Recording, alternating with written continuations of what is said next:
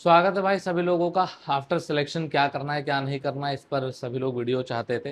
तो काफ़ी important video है, छोटी सी वीडियो है बट इन्फॉर्मेटिव है, सभी लोग देख लेंगे। और इसके बाद ही जस्ट आपको एक और वीडियो आज मिलेगी कोरिजेंडम को लेकर के, कि किस तरीके से जो S I be wise vacancies में चेंजेस आए थे वो क्यों आए थे, कैसे आए थे, उसको लेकर के, और क्या कुछ फेयर एंड फेयर हुआ है उसको लेकर के भी ज़रूर बता देंगे। इसी वीडियो में आपको आगे मिल जाएगा, ठीक है। तो बात करते हैं कि आईबी ऐसे एग्जीक्यूटिव 2025 का जो रिजल्ट है फाइनल वो आ चुका है। अब क्या प्रोसेस है, तो ये पूरे 6 प्रोसेसेस हैं जिसके थ्रू आपको अब जाना होगा। जिसमें सबसे पहला प्रोसेस है कि फाइनल रिजल्ट आना था, वो आ चुका है। दूसरा आपका होता है कैरेक्टर या एंटीसीडेंट वेरिफिकेशन होता है, ये वो खुद ही करते हैं, ठीक है। और मेडिकल एग्जामिनेशन आपका होगा, इसमें क्या क्या होगा वो आगे इस वीडियो में आपको पता चल जाएगा। अदर अपॉइंटमेंट फॉर्मेलिटीज़ जो होती हैं वो आपको देखने को मिलेंगी। अपॉइंटमेंट या ज्वाइनिंग मतलब जब ये सब कुछ क्लियरेंस हो जाएगा तो आपको ज्वाइनिंग के लिए लेटर भेजाया जाएगा और आपको फिर फाइनली मैसेज करके बता दिया जाएगा ईमेल वगैरह के माध्यम से, ठीक है, कि आप आकर के ट्रेनिंग के लिए इस डेट से आपको आना है, ठीक है।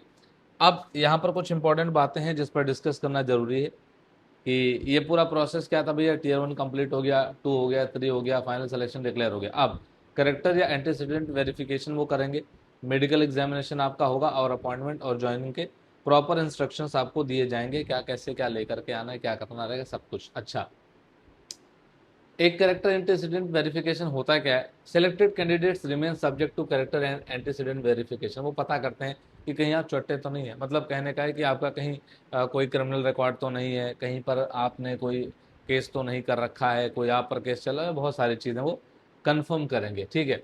और आपको अपना पर्सनल एजुकेशनल और आइडेंटिफाई इंफॉर्मेशन या डॉक्यूमेंटेशन उसको सब कुछ रेडी रखना है, ठीक है।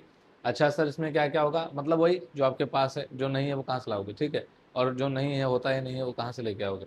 सो do not assume every candidate will receive an appointment order at the same date. ये बड़ा इंपॉर्टेंट है।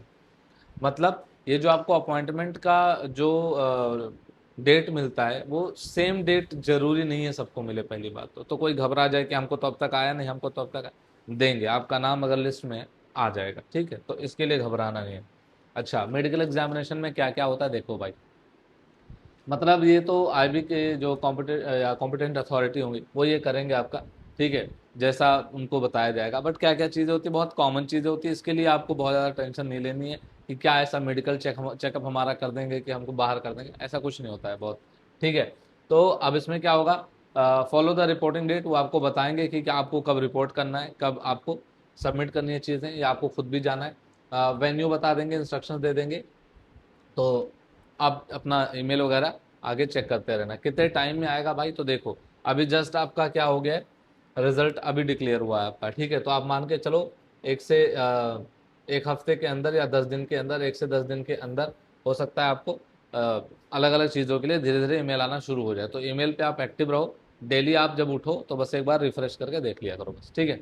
अच्छा, जनरल और या फिर जनरल फिजिकल एग्जामिनेशन यही आपका होता है। आई साइट वगैरह चेक करते हैं कि आप कहीं बहुत मतलब आपको ठीक से दिखाई दे रहा है कि नहीं दिखाई दे रहा है, ठीक है। विजन वगैरह चेक कर लेते हैं और हियरिंग वगैरह चेक कर लेते हैं आपको ठीक से सुनाई दे रहा है या नहीं, मतलब उनको अंधे बहिरे सब वहाँ पे नहीं चाहिए। इसी वजह से वहाँ पर आपका इस तरीके का जनरल पूरा फिजिकल एग्जामिनेशन होता है। डॉक्यूमेंट्स या प्रोविजनल पी, जिनका पी वाला केस है भाई, वो देखो उसमें क्या है कि ये इंडिकेट करता है provisional candidature where required document या information was pending during verification. जब आपका डीवी हुआ था वहाँ अगर आपका कुछ भी रह गया है तो वो आपको वहाँ पर दे देना है, मतलब आपको सेलेक्ट कर लिया गया, बट आप जा करके उस चीज़ को वहाँ जमा करा देना, उससे कोई दिक्कत नहीं होगी अब, ठीक है। तो बाकी जो भी जैसा वो सबमिशन के लिए बोलेंगे वेरिफिकेशन वाली चीज़ जो है उसको उसी रूप में आपको फॉलो करना होगा, मतलब एज इट इज जैसा वो बोलें। Keep originals and required certificates ready, हमेशा चीज़ों को तैयार रखिए जितना जल्दी हो सकता है, ठीक है। ये जो एंट्री है should not automatically be described as the rejection, इसका मतलब ये नहीं है कि रिजेक्शन हो जाएगा, ऐसी कोई बात नहीं, ठीक है। आगे बात कर लेते हैं सर कि एसआईबी का जो एलोकेशन होगा, ये या ईएसएम या ट्रांसफर जो लाइबिलिटीज़ हैं वो कैसे क्या है इसके बारे में बता दो। देखो भाई, final result SIB wise arrange किया गया है, ठीक है। एसआईबी वाइज मैटर करेगा एलोकेशन या ज्वाइनिंग, यानी आपने जिस एसआईबी से आपने सिलेक्शन लिया है वहाँ आपकी ज्वाइनिंग होगी। बट कुछ चीज़ें आपको ध्यान में रखना है, क्या बता देता हूँ। पहली बात ईएसएम के बारे में अगर बात करें sir vacancies were handled on a centralized basis, central basis पर, not fixed to individual SIBs initially. तो ये थोड़ा सा मतलब ये सब वाली जो सिस्टम है ये थोड़ा सा बहुत डिसअपॉइंटिंग है बच्चों के पॉइंट ऑफ व्यू से भी, हमारे भी, क्योंकि जो जहाँ पर कैंडिडेट्स जिनको जिनका अधिकार मिलना चाहिए था वो शायद ईएसएम के वजह से, जम्मू वाले स्पेशली जो बच्चे हैं उनके साथ बड़ी दिक्कत हुई है, क्योंकि यूआर कैटेगरी उनकी थी अपनी, और यूआर कैटेगरी की वजह से क्या हुआ है कि उसमें उठा करके इनको भेज दिया गया, ठीक है, वो गलत है। ESM selection is on merit, ये मेरिट बेस पर उनका पूरा सिलेक्शन भी हुआ है। Vacancies are allocated to the SIB to which selected candidates belong, मतलब जो वैकेंसीज हैं एलोकेट किए गए हैं कि आप जिस भी एसआईबी से बिलोंग करते हो वहाँ पर उसके हिसाब से। ट्रांसफर की अगर बात करें तो नोटिफिकेशन में इन्होंने लिखा था कि सिर्फ वही लोग इस फॉर्म को भरें जो इंडिया के जियोग्राफिकल मतलब एक तरीके से गारंटी के लिए कि ट्रांसफर लाइबिलिटी आपकी होनी चाहिए। ये नहीं कि आपको बोले आपको बिहार जाना है तो आप बोलो हम नहीं जाएंगे बिहार भैया, आपको बोले कि आपको मध्य प्रदेश जाना है तो बोलो हम तो नहीं जाएंगे मध्य प्रदेश। तो अगर ऐसा है तो आप फॉर्म मत भरिए, इन्होंने फॉर्म में नोटिफिकेशन में दे दिया था। तो अगर आपने बिना वो पढ़े भर दिया और आपको कहीं जाने की इच्छा नहीं है तो जीवन भर आप अपने एसआईबी में रहेंगे, इस बात की गारंटी नहीं है। तो या तो फिर आपको बाद में नौकरी छोड़नी पड़ेगी जय हिंद जय भारत करके, या फिर जाइए और क्या करना, ठीक है। तो ऐसा नहीं है कि खाली अपने ही गोला पे रहोगे, कहीं भी भेजा जा सकता है। अगला ज्वाइनिंग और ट्रेनिंग का क्या है भाई, हमें क्या पता है वो सुनो। देखो सारी चीज़ें क्लियरेंस के बाद वेरिफिकेशन, फिर मेडिकल, फिर बाकी कुछ प्रिस्क्राइब्ड फॉर्मेलिटीज़ होती हैं वो इंटेलिजेंस ब्यूरो वाले करते हैं, वो हमें नहीं पता। कोई आके आपको ज्ञान दे रहा हो तो सुन ले, बाकी तो ठीक है, वही बताएंगे आपको सारी चीज़ें। अपॉइंटमेंट, ज्वाइनिंग इंस्ट्रक्शंस, फिर रिपोर्टिंग वगैरह। अब जैसे एसीआईओ जो है, एसीआईओ का मैं बता रहा हूँ, 4 अक्टूबर से उनकी ट्रेनिंग स्टार्ट हो रही है, 4 अक्टूबर से स्टार्ट हो रही है, ठीक है। तो ये आपको सारी चीज़ें अब आई भी आपको बताती रहेगी टाइम टू टाइम, ठीक है।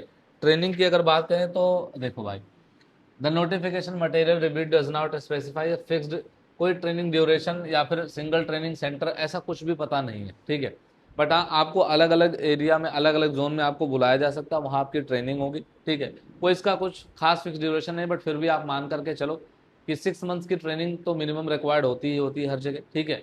अब जैसे ज़्यादातर तो जो डिफेंस वगैरह के होते हैं वहाँ 1-1 साल की ट्रेनिंग पूरी हो जाती है आपकी, आप मान के चलो मिनिमम मिनिमम 6 महीने की ट्रेनिंग आपकी होगी ही होगी, ठीक है, मिनिमम। बाकी बात करते हैं कि आपको अपना ऑफिशियल जो अपना मतलब उनका है अपॉइंटमेंट वगैरह के लिए, वो आप मतलब एक्टिव रहो थोड़ा, जीमेल वगैरह अपना चेक करते रहना यहाँ पर, ठीक है। बात समझ में आ गई, चलो ठीक है। तो इस तरीके से मैं समझता हूँ कि ये सारी चीज़ें आपको इसी वे में फॉलो करनी है, ठीक है। बाकी मिलता हूँ आपसे अगली वीडियो में मैं, क्योंकि अगली वीडियो जो आपकी है वो मैं बता रहा हूँ कि किस में वैकेंसीज कैसे क्या चेंज हुई थी। चैनल को सब्सक्राइब कर लो, पढ़ाई जस्ट शुरू होने वाली है, मान के चलो कि इसी हफ्ते से हमारी क्लासेस शुरू होना चालू हो जाएंगी, तो चैनल को सब्सक्राइब कर लो। जय हिंद।